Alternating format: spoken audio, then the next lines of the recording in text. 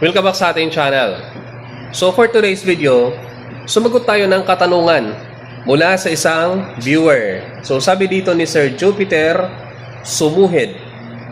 Tanong lang sir, kasama ba sa trabaho ng security guard ang manita ng manggagawa at ma-make sure kung walang ginagawa?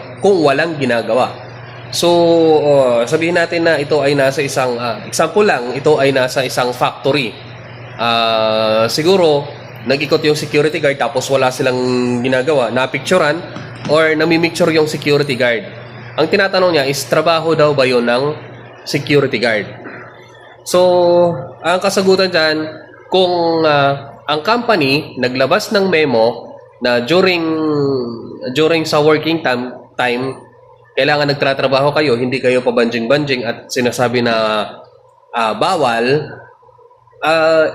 obligado ang guard na kayo ay i-report. So kung sino man kayo, mga pangalan kayo, kaya nga yung iba mayroong bulletin board or nandun yung pangalan ng mga empleyado at saka yung picture nila para if in case mayroong mga empleyado na mayroong violation at hindi pa nila kilala yung pangalan, kilala lang nila sa mukha, so madali nila ma-identify kung sino yung tao na yon na mayroong violation.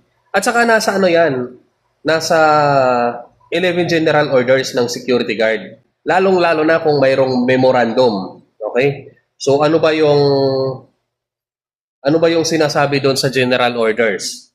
So kung mayroong memorandum na nagsasabi, halimbawa, ang sinabi sa memorandum na sabihin natin, ang sinabi doon sa memorandum, bawal mayroong prescribed na uniform doon sa isang company or doon sa isang pinagtatrabahuan. So nakalagay dito sa General Orders, ito, sa number 4, ay number 3, nakalagay dito, to report all violations of orders I am instructed to enforce. Okay, so ito kasi, kung halimbawa, sinabi na mayroong prescribed uniform tapos hindi ka sumunod doon sa prescribed uniform, ibig sabihin, nag-violate ka doon sa, lumabag ka doon sa batas na dapat mong ipatupad. So ang batas mo na ipapatupad, ang batas na ipinapatupad ng security guard, dapat mayroon niyang black and white, yung tinatawag na black and white, mayroong memo. So maglalabas ng memo ang company sa kung ano dapat ang rules. O yung sinasabi na nami-mixture kasi nami-mixture doon sa walang ginagawa. Isa kung sinabi doon sa memo, naglabas yung company nyo, naglabas ng memo at sinabi na bawal ang walang ginagawa habang oras ng trabaho. So kung nakita kayo ng security guard, hindi naman